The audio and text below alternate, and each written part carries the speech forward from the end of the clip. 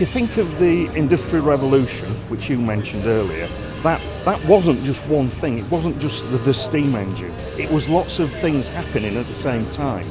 And what we've got now is we've got lots of waves of change, small ones, which are building up to what I would describe as a tsunami. I think that the world of digital media it's changed so much over the last 20 years, not just this small period when Facebook and Twitter has been about, and it will continue to change, but it's going to take a long time before everyone's on the same wavelength. You know, we're not going to go back in the analog box. Whether we like it or not, the future is going to happen, and it happens with us or without us, but we have that choice to make. Traditionally, you would have to go to a gatekeeper to allow them to tell your story. I'm talking traditional print and PR and radio and TV and stuff. But now anybody can have a global voice instantly. A lot of these tools that had previously been conceived as being quite radical in terms of like grassroots empowerment are now becoming the mainstream, and for me that's equally exciting. Anything that's about access, empowerment, and the possibility of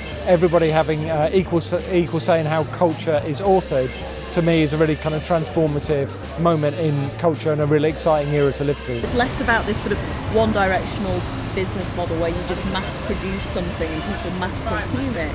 It's much more about a kind of ecosystem of people working together, you know, audiences working with organisations. Change is happening so fast that the fear is I just can't take any of it in, and the trick is jumping.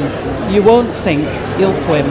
What I'd like to think is happening, and what I sort of feel is happening, is a shift towards a sort of a greater level of global consciousness. Well, I think there's been a fantastic number of changes that have been taking place, and I think mostly, in fact, those changes have been creatively, and I think it's about art forms coming together, and I think it's about artists seeing the possibilities of using technology in their work.